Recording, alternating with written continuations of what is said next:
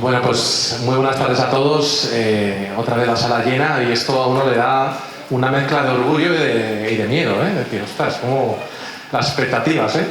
Bueno, como decía Sandra, mi señora esposa, bueno, pues la tercera vez que hablamos de la historia de esta tierra, nos podemos tirar 40, 50, 60 años hablando de la historia de Bilbieste, de la tierra de Pinares, porque esto no tiene fin. Estamos en uno de los lugares del mundo con más historia, ¿no? Y yo creo que es interesante que la conozcamos y hay cosas como esto de los infantes de Lara que yo creo que nos permite hasta sacar un poquito de pecho, ¿no? Yo debo reconocer que cuando conocí a Sandra, obviamente me enamoré de ella el primer día, pero es que cuando me dijo que era de Bilbieste del Pinar dije, para un historiador, para alguien que le gusta la Edad Media, el estar con una bilbiestina, esto ya es una maravilla, ¿no? Bueno, entonces, si os acordáis, hablamos hace 2 años de los comuneros, el 5º centenario, hablamos el año pasado del cura Merino.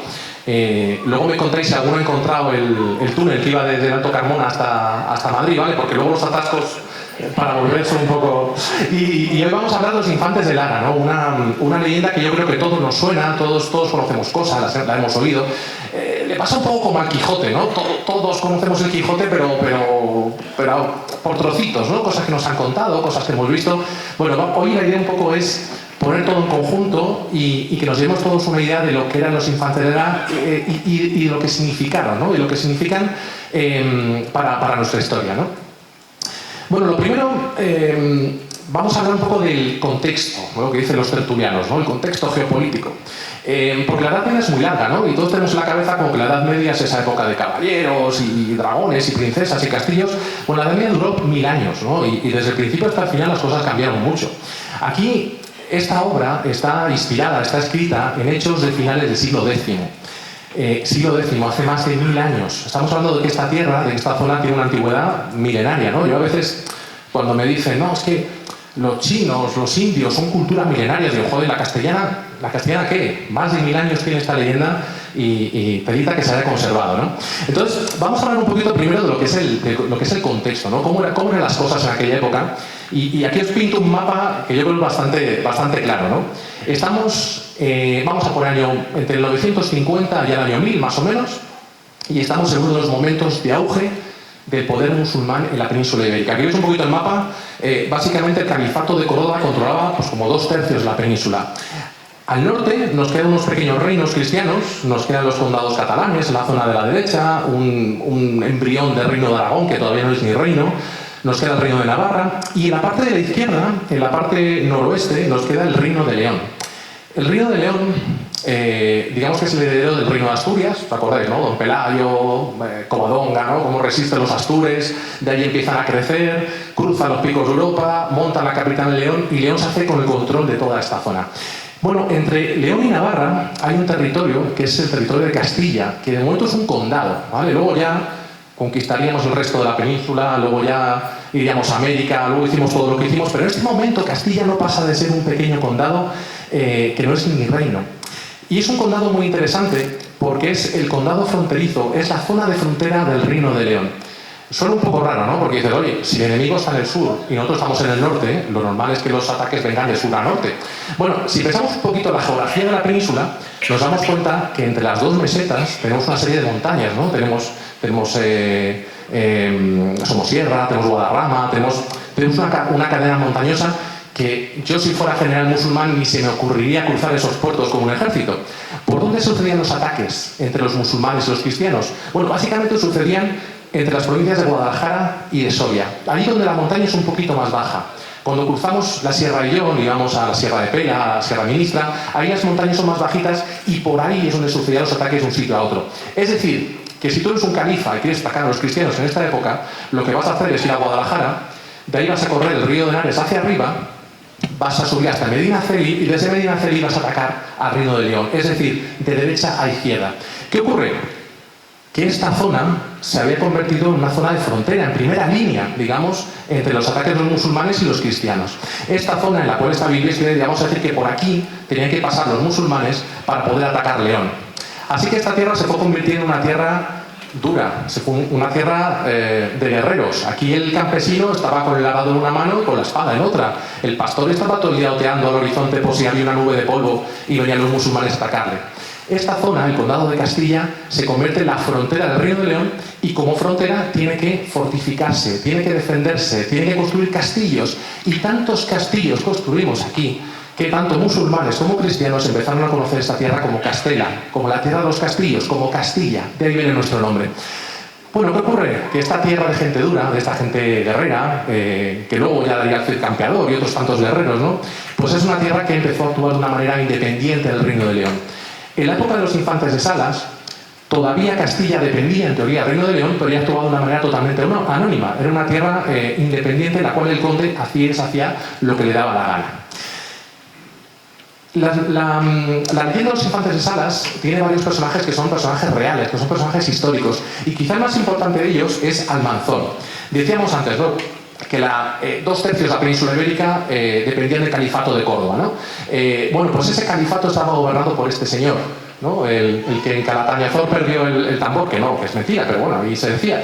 Este señor no era rey, no era califa, no era nadie realmente. Era, bueno, pues era hijo de un juez musulmán, venido a menos, que había empezado como escriba, digamos, ahí en la corte de Córdoba, pero era un tío con inteligencia política enorme, ¿no? Y poquito a poquito fue subiendo los escalafones de la corte hasta llegar a ser tutor del heredero al trono del califal, Aysán II.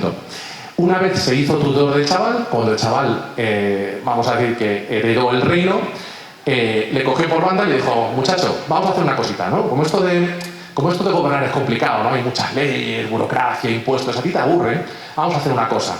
Tú te dedicas al harem, tú te dedicas a tocar el laúd, tú te dedicas a las poesías y ya me encargo yo de gobernar. Así que encerró literalmente al califa Aysán II, le encerró en su palacio, viviendo una vida de lujo, en una cárcel de oro, y se convirtió en el gobernante de Córdoba, pero como digo, sin ser rey. Almanzón es uno de los personajes clave de la historia de los infantes de Salas, y aunque el propio cantar se le dice que era un rey, digamos que era un primer ministro venido a más, ¿no?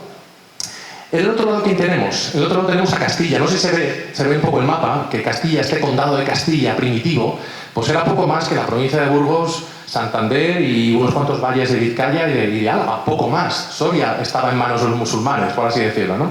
Era un pequeño embrión de lo que luego pudo ser. Bueno, esta Castilla, en la cual Bilbiestre era, vamos a decir, una de las puertas de entrada, ¿vale? Porque si tú eras musulmán, lo que hemos dicho antes, ¿no?, y querías atacar León, tenías que pasar Medinaceli, Gormaz, venir por aquí, cruzar todo esto, y entonces atacabas el resto del Reino de León.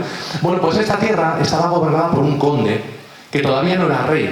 Este conde, García Fernández, era el hijo de Fernán González, ¿vale? Fernán González sonará más, ¿no? Que está enterrado en Covarrubias, primer conde independiente de Castilla y de Álava, el primero que le dijo al rey de León: mira, chicos, si no me vas a ayudar, ya me gobierno yo solo. Bueno, pues este era su hijo, ¿no? Y normalmente los motes medievales son motes bastante bien traídos, pero bueno, este pobre hombre de las blancas manos, uno diría que era un poquito así pusilánime, ¿no?, que no salía del palacio y tal. Bueno, realmente fue un gran guerrero.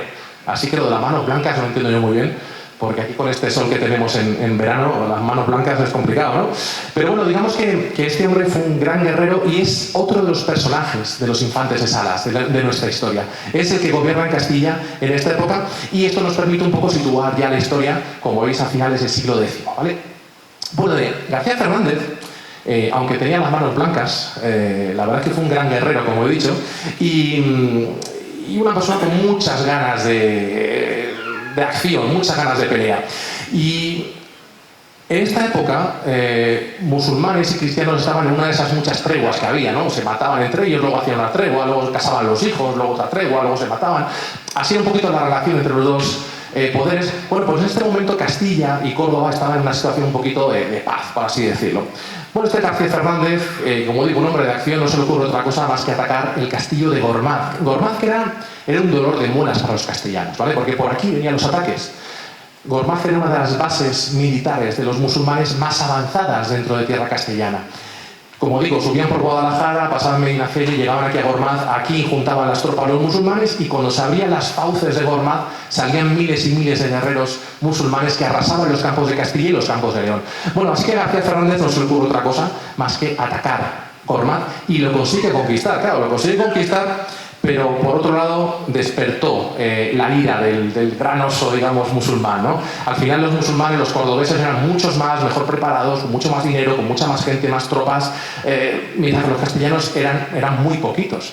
Así que cuando se despierta la ira de Almanzor y dice, ¿cómo que? ¿Me vas a robar a mí un castillo? Te vas a enterar. Empiezan los ataques de Almanzor por toda la geografía peninsular. Aquí veis un mapa de todo lo que atacaron. Destruyeron Barcelona, llegaron a León, robaron las campanas de Santiago de Compostela, ¿no? Y las llevaron hasta Córdoba. Quiero decir con esto que esta época de los infantes de Salas es un momento en el cual Almanzor hace y deshace a su voluntad. Y el rey de León y el conde de Castilla y los condes catalanes y todos los reinos cristianos están a su merced. Almanzor es el que decide la política de cada reino. Almanzor es el que se mete y siembra cizaña entre los cristianos, y llega a pactos y hace que unos se maten con otros. Almanzor es el que manda. Almanzor es el jefe de la península ibérica en este momento. Y este hecho es uno de los que se entiende, hace que se entienda un poco mejor la leyenda de los infantes de Salas, como puede ser que una novela, digamos, por llamarlo de alguna manera, un cantar de gesta, digamos, local, al final tenga un personaje principal que sea Almanzor, que está en Córdoba. Bueno, pues eso se entiende porque Almanzor, estando en Córdoba, era un poco el que hacía y deshacía en la política peninsular en toda la geografía. De hecho, llegando a pactos con los propios cristianos, como vamos a ver en la leyenda de los infantes de Salas, ¿vale? Bueno, esto es un poquito el contexto, por así decirlo. Ahora yo os voy a preguntar ¿cuántos se han leído la historia de los infantes de Salas? Pocos, ¿verdad? Pocos. Bueno, matrícula de honor por aquí, los demás suspensos, ¿vale? Os doy oportunidad de recuperar. Como digo, esto es un poco como el Quijote, que todos nos sabemos la historia del Quijote, pero no se lo ha leído nadie. Pues esto es un poco igual, ¿no? Entonces yo me gustaría contaros, para que estemos todos en la misma página, contaros un poco la leyenda de los infantes de Salas en su versión original, o la que creemos que es la versión original, porque como bien sabéis, hay tal cantidad de leyendas, de romances, hay tal cantidad de versiones, que es muy complicado saber dónde está el original. Entonces, vamos a buscar dónde comienza. Y la leyenda de los infantes de Salas comienza en este Alfoz de Lara. No sé si habéis subido al castillo, es una maravilla.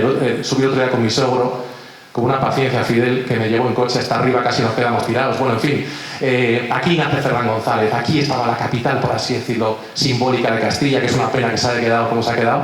Pero digamos que toda esta zona estaba bajo la influencia de Lara, que hoy, como digo, es una aldeita, es poca cosa, pero digamos que era una de las capitales, por así decirlo, del poder castellano, ¿no? Aquí nacían los condes de Castilla.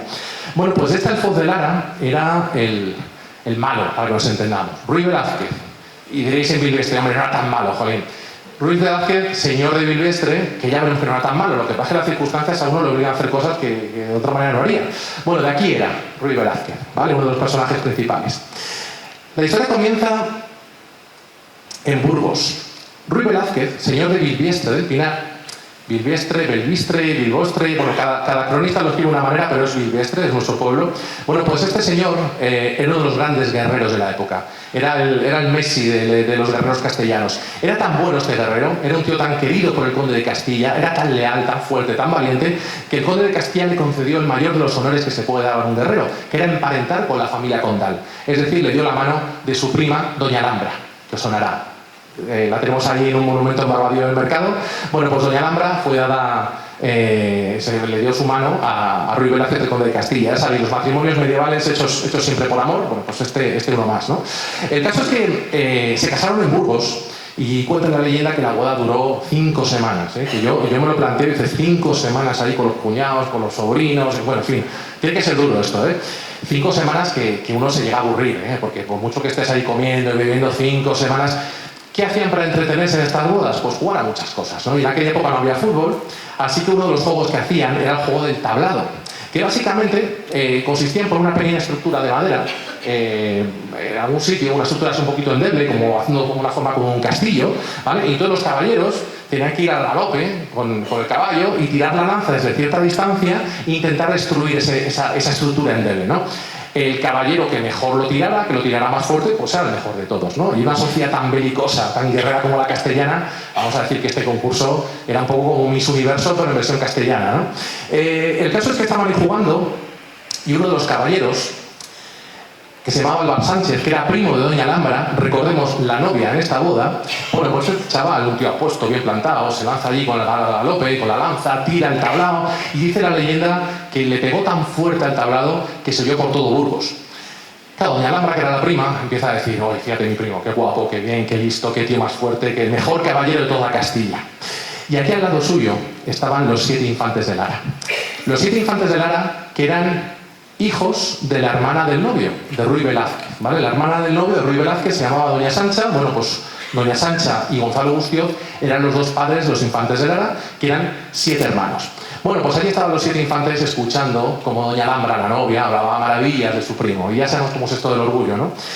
Coge el pequeño de los infantes, dice, pa' caballero, bueno, yo, agarra la lanza, sin mediar aviso, se lanza al galope contra otro tablado, le pega un castañazo con la lanza y el golpe no soy yo por todo Burgos, soy yo hasta en Santander. Claro, ¿quién es el más fuerte ahora, no? Y Doña Sancha se da la vuelta, le mira a Doña Alhambra, ¿quién es mejor, tu primo o mi hijo? El otro tal, bueno, una palabra más alta que otra, el pique, ya sabemos cómo funciona todo esto.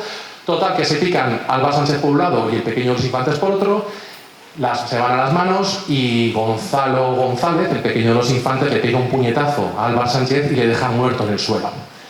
Que digo yo que lo de los buenos y los malos aquí yo a veces no lo tengo muy claro, porque el chaval era bastante brutico, ¿no? Un puñetazo y le mata al otro, ¿no? Le deja muerto. Bueno, el caso es que obviamente se lía, ¿no? El primo de la novia muerto allí en el suelo, allá aparece Ruy Velázquez, el novio ve la escena, agarra una lanza, le pega un castañazo a Gonzalo, lo deja tirado en el suelo, Gonzalo dice, no, oiga, que ha sido un accidente, el otro le pega otro lanzazo, se enzarzan, por un lado los de Bilvestre ayudando a su señor, a Ruy Velázquez, por otro lado los de Salas, vamos a llevar las manos, batalla campal, allí que aparece el conde de Castilla y dice, a ver señores, un poquito de paz, si un accidente no pasa nada. Bueno, hacen las paces, vamos a decir así. Hacen las paces, somos familia, no pasa nada. Bueno, no pasa nada, dice doña Alhambra, joder, ya, pero me habéis matado al primo, ¿no? O sea, que queda un poquito ahí de resquemor. El caso es que, bueno, aparentemente, bueno, pues hemos hecho las paces, es un accidente, es la Edad Media, tampoco la gente va a la cárcel por matar a nadie, ya sabemos cómo es esto. Bueno, total, que la reconciliación parecía tan sincera que incluso los infantes acompañan a doña Alhambra, a Barbadillo del Mercado, la van escoltando en a la vuelta a su casa, ¿no? Y dice la leyenda que por el camino van cazando pájaros, ¿no? Van cazando para que cuando lleguen a Barbadillo pues puedan hacer la comida, ¿no? Y se cuenta la leyenda que mientras estaban los infantes esperando que los criados de doña Alhambra hicieran la comida, pues estaban allí y dijeron, bueno, vamos a darnos un baño en el río. Un baño en el río que destierra la creencia de que la gente de la Edad Media no se bañaba, que sí que se bañaba, lo que pasa es que bañate en las lanzas, ¿sabes? Bueno, el caso es que estaban los infantes bañándose en paños menores, pensando que nadie les veía, pero doña Alhambra de lejos sí que les estaba viendo. Y doña Alhambra, que era una señora muy prudente y muy digna, se pensaba que el pequeño de los infantes, Gonzalo, la estaba intentando seducir. Y ella en su orgullo, veis que aquí la historia va mucho de venganza y de orgullo esto, ¿no? La mujer en su orgullo dice, voy a darle un escarmiento a Gonzalito, ¿no?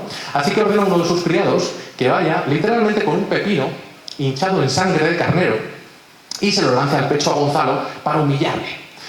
Así que va el criado, Gonzalo que está en el río, que ve que se acerca al otro, y dice, bueno, traerán el vermú, ¿no? Que estamos esperando la comida, bueno, este me trae algo de comer. El criado que le lanza el pepinazo, le pega todo lleno de sangre, el otro que saca la espada, los hermanos que sacan la espada van a por el criado que dice, ya le ha liado, ¿no? El criado que se va corriendo y se coloca debajo de las faldas de doña Alhambra pidiendo la protección de su señora.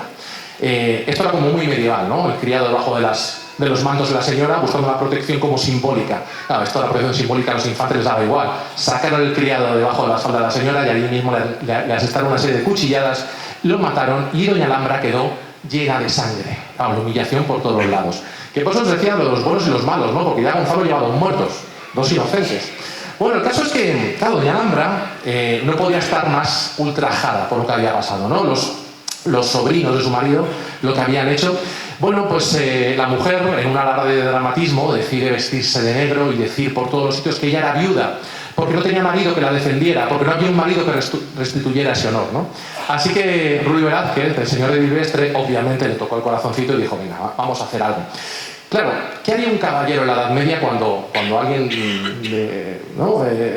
deshonra a su mujer? Por lo suyo sacar la espada y liarte a mandobles. Pero claro, es que eran los infantes de Salas. Estamos hablando de unos chavales muy queridos por la gente, unos guerreros muy fuertes, unos guerreros con mucha reputación. Ir allí y enfrentarse con ellos le haría quedar muy mal a él. Así que urde un plan bastante inteligente y bastante ruin, ¿eh? Urde un plan con dos partes, digamos. La primera es cargarse al padre y la otra es cargarse a los hijos. Por un lado, al pobre Gonzalo Gustioz y por otro lado, los 7 infantes. ¿Cómo lo hace? Pues tira de este señor, tírate al Almanzor, ¿os acordáis, no? Ese primer ministro en Córdoba que tenía al califa encerrado en el palacio y que era el amo y señor de la política peninsular, bueno, pues le intenta utilizar para llevar a cabo su venganza. Y le dice a doña Alhambra, no te preocupes, que yo me encargo de esto. Así que coge Ruy Velázquez, se acerca a un criado que sabía árabe, que sabía escribir árabe, y le pide que escribiera una carta en árabe. Posteriormente le degolla. Ya ha empezado mal. 2-1, vamos con los muertos ya, ¿no? Para que no hubiera testigos. Y coge esa carta y se la da a Gonzalo Guztioz, al padre de los infantes, y le dice, oye, mira, me ha pasado una cosa. Esto los que os habéis casado hace poco lo entenderéis, ¿no? Le había salido por un pico las bodas de Burgos. 5 semanas de celebración, os podéis imaginar la pasta que se había gastado. Dice, mira, cógete esta carta, la llevas al Almanzor, que es amigo mío, y me había prometido un regalo de bodas. Así que le dices que por favor que le dé el regalo, que nos vamos a forrar porque Almanzor está forradísimo y luego lo compartimos tú y yo. ¿Qué te parece? Y Gonzalo dijo, venga, pues perfecto. Nos vamos, me voy para Córdoba. Así que el pobre Gonzalo se fue a Córdoba con esa carta que él pensaba que decía, oye Almanzor, por favor, dame un regalito. Cuando Gonzalo llega a Córdoba, Almanzor le recibe, como buen amigo de Ruy Velázquez.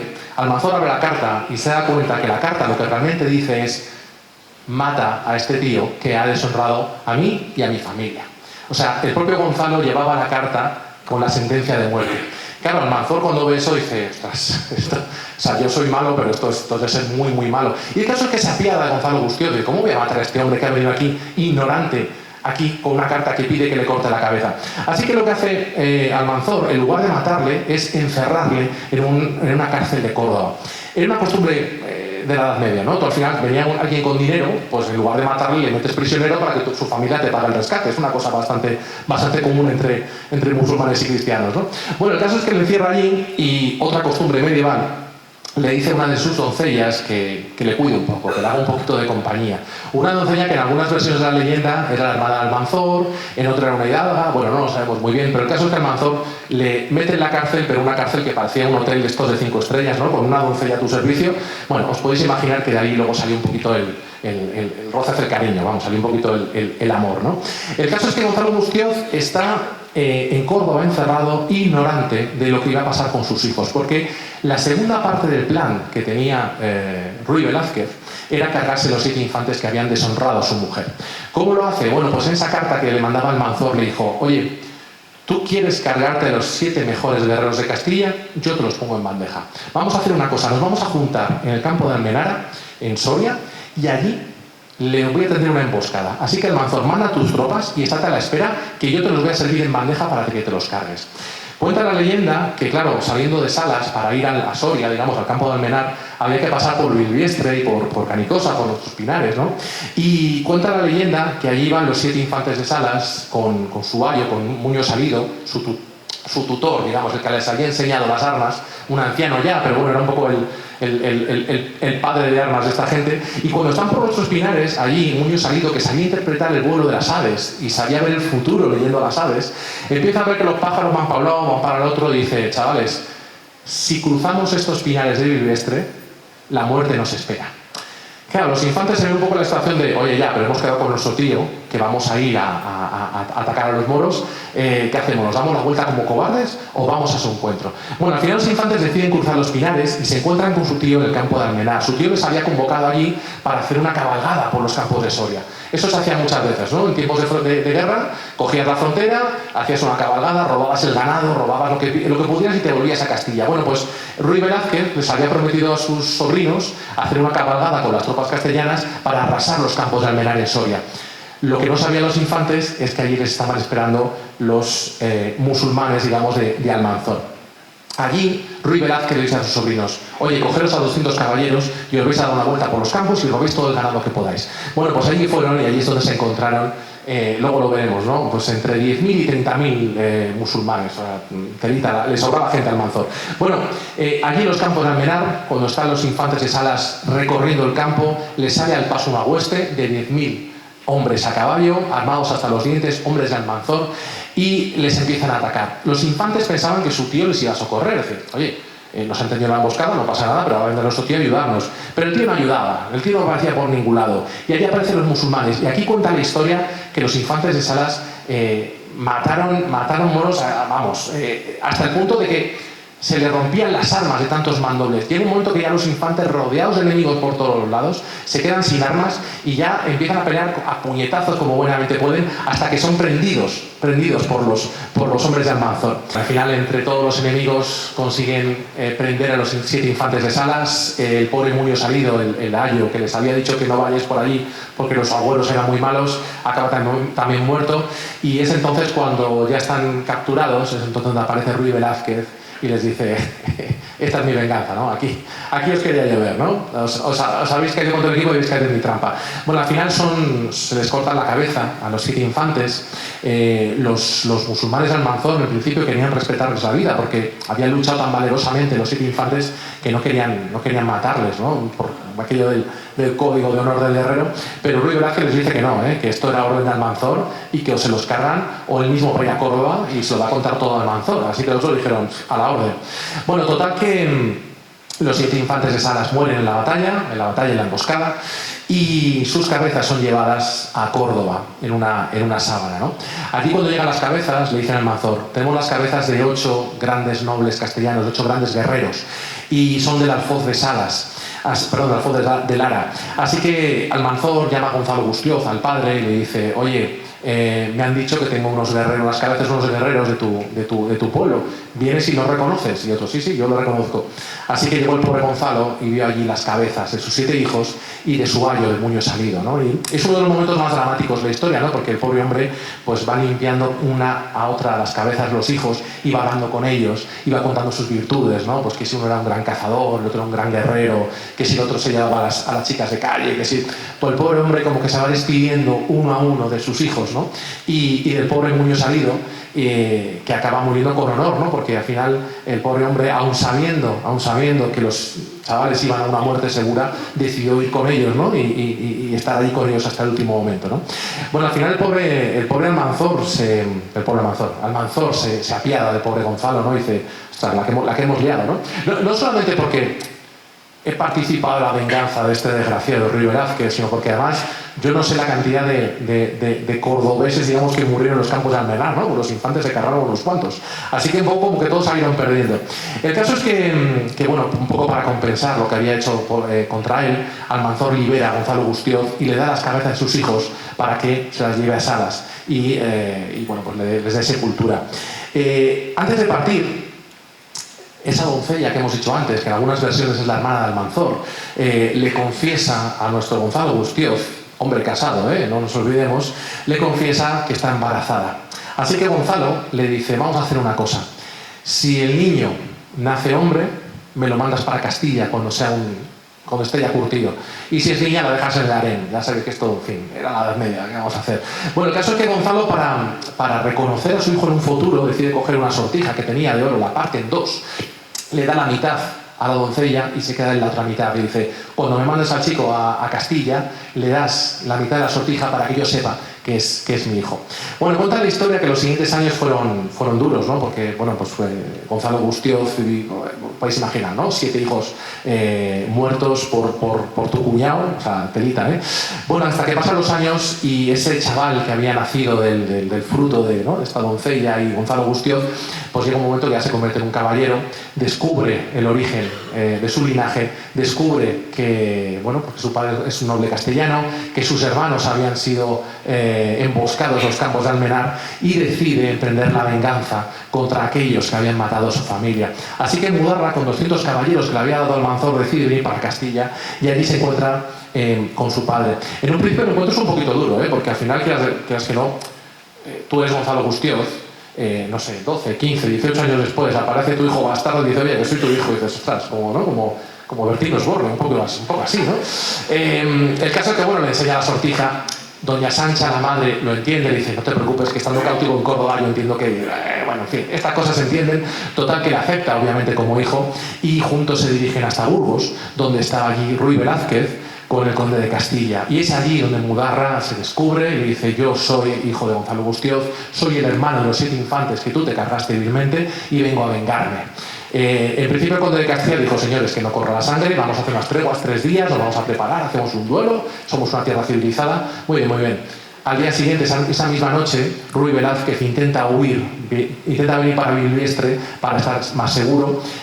Mudarra le descubre, le corta el camino, allí le pega, hay un duelo, os podéis imaginar un duelo mítico, épico de estos de película americana. Bueno, al final Mudarra vence a Ruy Velázquez y aquí acaba la historia en su versión original. No acaba del todo porque nos falta Doña Alhambra, que es un poco la instigadora. Aquí ves un poco como para los juglares medievales, al final de todo la mujer es la mala, ¿eh? ¿Habéis visto un poco la mala leche que tienen? Bueno, pues al final Doña Alhambra cuenta la leyenda que, digamos que Mudarra no quiso matarla porque era prima del conde de Castilla, un poco por referencia, por aquello de no matar a alguien de la familia condal, se esperó a que García Fernández muriera de viejo y entonces fue a por ella y cuenta la leyenda, una de las versiones de la leyenda, que la quemó viva. Tampoco Mudarra, tampoco era ningún angelito. Bueno, esto es un poquito la leyenda, como digo, en su versión original. Seguramente habéis oído un montón de versiones y son todas igual de válidas, ¿no? Hay un montón de romances, ahora lo veremos, ¿no? Pero esto es un poquito la forma original que podía tener ese cantar de gesta de los juglares en el siglo X. ¿Cómo ha llegado hasta nosotros? ¿Cómo puede ser que una historia, una leyenda del siglo X, de hace 1000 años, pueda llegar hasta el día de hoy y se pueda haber conservado? Bueno, pues esto se lo debemos en gran parte a Alfonso X el Sabio. Alfonso X, un buen día, dijo: me gustaría escribir una historia de España. Cuando un rey dice me gustaría escribir, dice me gustaría que me la escribieran otros, ¿no? Porque era rey. Así que coge a los cronistas de su corte y les dice: señores, me gustaría una historia de España en la cual se cuente todo. Desde los orígenes bíblicos, que se hable del Imperio Romano, que se hable de los visigodos, que se hable de cómo Dios ha castigado a los castellanos y nos ha mandado a estas hordas de musulmanes, y que se hable también de cómo los cristianos estamos recuperando nuestra tierra, ¿no? Es un poquito la mentalidad que tenía este hombre. Y quiero que en esta historia de España metéis también todas aquellas leyendas, todas aquellas historias que consideréis que son dignas de enseñarse, todas aquellas obras que tengan un carácter moral, digamos, ¿no? Que las generaciones posteriores la digan: esto es un buen castellano, esto es un mal castellano, esto es un tío valiente, esto es un traidor. Eso es lo que quería un poquito Alfonso X. Así que Alfonso X ordena a sus cronistas que escriban esta historia de España. ¿Qué ocurre en esta época? Pues que no hay imprentas. Quiero decir, que los cronistas escriben una versión y Alfonso X dice: esta no me gusta, cámbiame todo esto. Otra nueva versión, y luego otra, y luego otra. ¿Qué ocurre? Que los cronistas entre ellos empezaron a copiarse. Imaginaos que yo soy el juglar y os cuento esta historia de los infantes de Salas y luego cada uno de vosotros lleguéis a casa y la ponéis por escrito.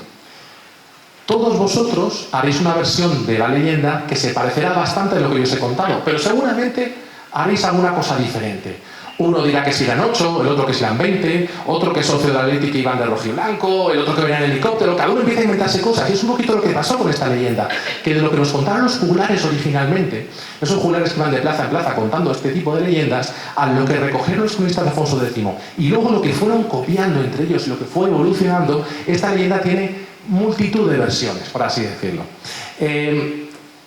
Hay tantos manuscritos, la propia historia de España, que es muy complicado saber dónde está el original. De hecho, esta historia ha tenido tanto éxito, ha tenido tanto eco, que Alfonso X, que es del siglo XIII, digamos, en el siglo XIV, en el XV, en el XVI, se han seguido haciendo versiones, se han seguido haciendo romances. Uno que hace un romance de Doña Alhambra, el otro de Ruy Velázquez. Quiero decir que la cantidad de historias relacionadas con los infantes de Lara son multitud. Y eso que muchas se han perdido, porque muchos manuscritos al final, por el paso del tiempo, se han ido perdiendo. Pero digamos que aquí tenéis la última versión, por así decirlo, del siglo XVII. Lope de Vega hace una obra de teatro, La venganza de Mudarra, que no es el texto original, pero que él la adapta para poder teatralizarla. Aquí, por cierto, a los que habéis suspendido por no haber leído la historia, si veis a Castrillo, a la representación que hace, que es una maravilla, os apruebo, ¿vale? O sea, que tenéis, lo que no habéis ido tenéis que ir porque es una auténtica maravilla. Bueno, pues en Castillo representan esa versión de Lope de Vega, que es una obra de teatro del siglo XVII. Pensemos que el original es del siglo X, o sea, que han pasado 700 años, ¿no? Con esto os quiero decir que es muy complicado saber cuál es la leyenda original y cuáles son las copias posteriores, ¿no?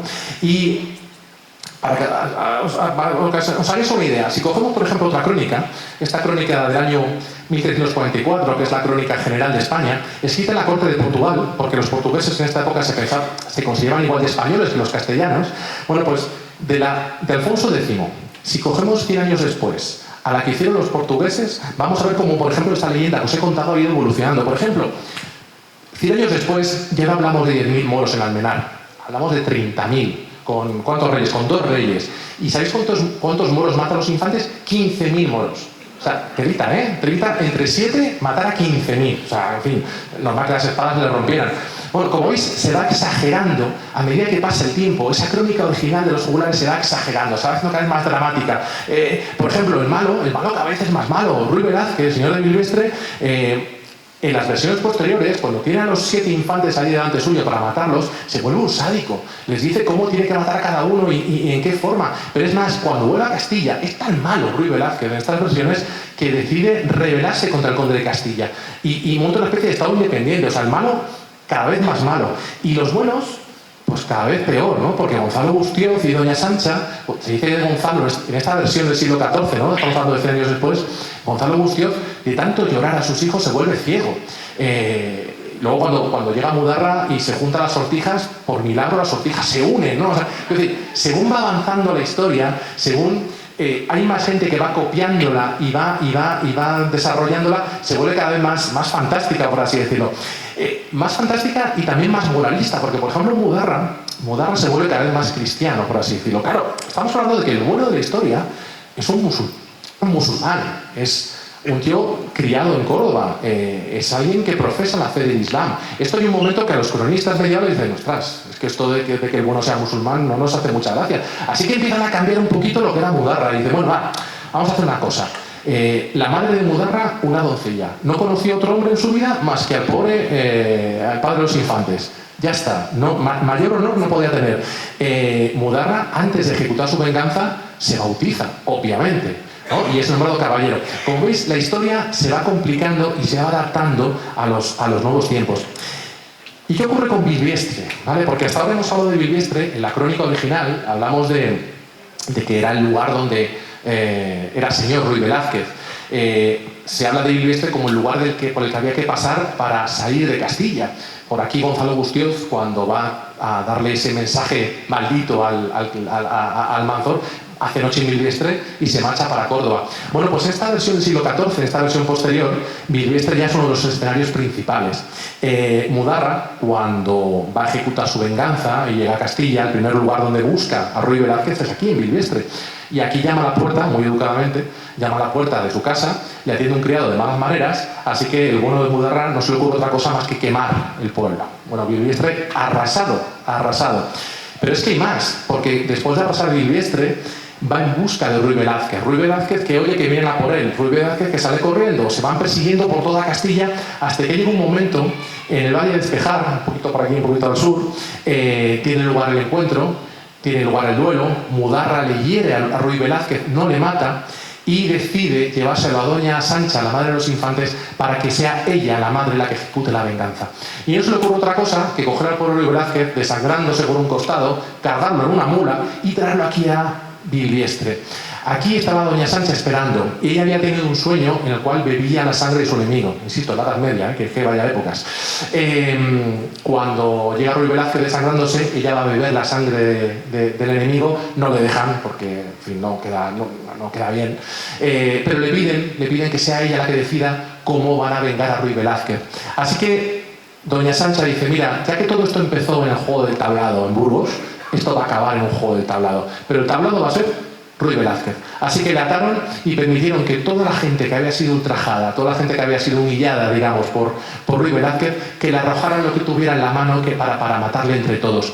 Cuenta la historia que muchos vecinos de Bilvestre, que le tenían también mucha manía, también le empiezan a arrojar cosas. Le arrojaron tantas cosas al pobre Ruy Velázquez que dice la leyenda que le cayeron encima 10 carretas de piedras. O sea, que si alguno ve algún montón de piedras por aquí por el pueblo, ahí va a estar, ¿vale? Bueno, pues es un poco dónde aparece Bilvestre en esta época. Aquí me gustaría hablar de este hombre, Menéndez Pidal, lo sonará a todos, ¿no? Un gran filólogo, una de las personas que más ha estudiado, digamos, la literatura castellana, sobre todo en la época medieval. Todas estas versiones que os he contado de la historia, todas estas exageraciones, todo esto que hemos dicho de Bilvestre, que si las 10 carretas de piedra, todo esto, bueno, Menéndez Pidal investigó, vamos a decir así, todos los manuscritos que encontró y fue cogiendo todas las piezas de esos manuscritos que le encajaban y entre todas ellas fue buscando los lugares comunes y de ahí sacó la historia que él consideraba original. ¿Vale? Podemos decir que Méndez Pidal es un poco el padre de la versión original de Los Infantes de Lara. Obviamente esta versión es del año 1896, ha habido historiadores posteriores que han matizado mucho sus conclusiones, pero vamos a decir que gracias a él tenemos un poco la versión que cantó el juglar, digamos, en ese año 1000, ¿vale? Bueno, para ir acabando, ficción o realidad, ¿no? ¿Qué hay de cierto en todo esto? Vamos a decir que Los Infantes de Lara son una especie de novela histórica, ¿no? Las novelas históricas, pues hay cosas que son ciertas, hay personajes inventados, otros personajes son reales. Bueno, ¿qué hay de cierto en esta leyenda? Eso se preguntaron los de Salas de los Infantes, que en esa época se llamaba Salas de la Hoz de Lara, acerca de esta historia. Contaba la leyenda que Mudarra, antes de irse a vengar de Ruy Velázquez, pasó por una iglesia en Salas y allí encontró las cabezas expuestas de sus hermanos. Y allí rezó por ellas y allí prometió su venganza. Así que los de Salas dijeron, oye, si la leyenda cuenta que aquí estaban las cabezas, aquí deberían estar las cabezas, en algún sitio. Bueno, pues hasta que en el año 1579 encontraron detrás una pintura que se parecía mucho al actual escudo de Sala de los Infantes, que aquí veis las 7 cabezas, y arriba estos dos personajes que son Gonzalo Gustioz y Mudarra, juntando los dos anillos, las dos mitades del anillo. Bueno, pues encontró una pintura muy parecida y detrás de la pintura encontraron, dicen, estas cosas hay que creerse, la de creerse, pero se dice que detrás de la pintura se encontró una urna con 8 cabezas, las de los 7 infantes y las de su ayo, Muñoz Salido. Bueno, pues desde ese momento los de Salas decidieron llamarse Salas de los Infantes, porque los infantes eran suyos. Aquí las cabezas. ¿Dónde están los cuerpos? Bueno, perdón, esta foto me parece muy interesante. Los de Salas, obviamente, muy orgullosos de sus infantes. En varias ocasiones, incluso han cogido la urna y le han dado vueltas por el pueblo a modo de procesión. La última vez, hace casi un siglo, el año 1924, aquí veis la foto, cómo sacaron la urna con las cabezas y le dieron vueltas por el pueblo, ¿no? Con ese orgullo de decir, aquí eran los infantes, aquí eran los tíos más valientes de Castilla. En Salas las cabezas. ¿Y los cuerpos dónde? Bueno, pues estos lo disputaban varios monasterios de Castilla. Al final, San Millán de la Cogolla, bueno, pues si entráis al monasterio de arriba, al monasterio de Suso, hay unos sarcófagos y allí, bueno, pues uno de los abades del monasterio pudo certificar que ahí había 8 cuerpos descabezados que se supone que eran de los 7 infantes y de Muñoz Salido. Así que parece que los infantes, o algo parecido a esos infantes, debió existir, porque tenemos las 8 cabezas y tenemos los 8 cuerpos. ¿Quién tiene los demás personajes? Bueno, Gonzalo Gustioz sabemos que existió también. Pensamos que es una época en la cual hay muy pocos documentos por escrito, pero hay algunos sitios en los que un personaje que se llamaba muy parecido a Gonzalo Gustioz firmó, ¿vale? Tenemos testamentos, documentos de compraventa, en los cuales había testigos que firmaban. Bueno, pues sabemos que un personaje que se llamaba muy parecido existió. No sabemos nada más de él, pero sí que sabemos que en Córdoba, si algún día vais por allí a pasar unos días, hay un hotel que es un antiguo palacio cordobés, que es la Casa de las 7 Cabezas, y al lado hay un callejón, el callejón de los 7 Arquillos, donde se dice la leyenda, que allí se expusieron las 7 cabezas de los infantes de Lara. Como veis, no sabemos qué parte es verdad o es mentira, pero la leyenda continúa todavía, ¿no? De Mudarra también creemos que es un personaje ficticio. De hecho, en San Pedro de Arlanza teníamos una tumba que ahora está en la Catedral de Burgos, que se decía que era la tumba de Mudarra. Realmente no tiene nada que ver con él, ¿vale? Pero bueno, como veis, un poco la leyenda va quedando, ¿no? ¿Y qué hay de nuestro vecino? ¿Qué hay de Ruy Velázquez? Ahí tenemos la casa de Ruy Velázquez. Yo lamento decir que creo que este palacio es del siglo XVII, ¿vale? O sea que no, pero bueno, para los turistas vamos a decir que sí, si os parece, ¿vale? Yo, en fin. Ruy Velázquez existió. Hubo un Ruy Velázquez, Rodrigo Velázquez, bueno, algo parecido, que firmaba documentos en la época. O sea que sí que hubo un noble que se llamaba así. Ahora, que el juglar le tuviera manía a Ruy Velázquez y le hiciera una historia que le pusiera caldo, pues vete a saber. Pero existió un Ruy Velázquez y ¿por qué no va a ser señor de Villestre, no? Y de Doña Alhambra un poco parecido, ¿no? Doña Alhambra, hay muchas leyendas, es la mala la que está al fondo, ¿no? La mano ejecutora de la venganza. Algunas leyendas dicen que se tiró por aquí a la Laguna Negra cuando conoció que su marido había sido asesinado. En Burgos tenemos una torre, que es la torre de Doña Alhambra, de la cual se dice que se tiró por allí cuando le contaron la muerte de su marido. Bueno, parece que Doña Alhambra también es un personaje pues ficticio, ¿no? Y ya para concluir, ya no aburriros más, Aquí tenemos a Alfonso X en la Biblioteca Nacional, que es uno de los padres de estos infantes de Salas, ¿no? ¿Qué podemos decir? Bueno, pues estamos hablando de lo que os decía. Yo creo, esto ya es mi opinión personal, que es una especie de novela histórica en la cual, como veis, algunos personajes parece que existieron. Es muy complicado saberlo, ¿no? Porque, como os digo, no se dejaban cosas por escrito en el siglo X prácticamente. Entonces, yo supongo, cuando hablamos de leyendas, la Edad Media, estas leyendas suelen tener una parte de verdad y luego una parte de exageración. Ya sabéis cómo es todo esto, ¿no? Los rumores y estas cosas, ¿no? Posiblemente hubiera un episodio en la frontera contra los musulmanes en los cuales 7 caballeros castellanos fueran degollados, ¿no? Y a partir de esa situación, pues el juglar empezó a imaginar y acabó dando con esta historia, ¿no? Que ha sido exagerando con el tiempo. Es posible que hubiera una parte de verdad. Si no, ¿por qué vamos a tener 7 cabezas en Salas y tener 7 cuerpos en San Millán de la Cogolla? Seguramente tenga una parte de verdad que fue luego exagerada. Pero a mí lo que me parece más interesante es que el rey más sabio que hemos tenido nunca, Alfonso X el Sabio, como digo, los motes medievales se ponían a conciencia. Este señor, cuando quiso escribir una historia de España que quedara para la posteridad, y buscó historias que fueran edificantes, eligió esta historia, porque esta historia nos cuenta cómo debe ser un buen caballero y cómo es un mal caballero, cómo los infantes de Lara son valientes, son desprendidos, no tienen miedo a la muerte. Sin embargo, como Ruy Velázquez es taimado, es traidor, llega a tratos con el enemigo. Alfonso X vio que esta historia era muy edificante para que caballeros de su época aprendieran cómo debía ser el caballero perfecto. Y esta historia de España que queda para la posteridad, ahí aparece el nombre de Bilvestre. Estamos hablando de que si lo que creemos que este Cantar de Gesta de finales del siglo X, estamos hablando de que esta historia es quizá el testimonio más antiguo de la existencia de este pueblo. Estamos hablando de que Bilvestre tiene más de 1000 años de antigüedad. No solamente eso, sino que Alfonso X el Sabio decidió que Bilvestre quedara para siempre la posteridad en la primera historia de España que se escribió en castellano. Y yo, personalmente, y aunque yo no soy del pueblo, pero creo que esto es un motivo para, ¿no?, sacar un poquito de pecho, un motivo de orgullo. Y aquí lo dejamos, ¿os parece? No quiero dar más la tabarra.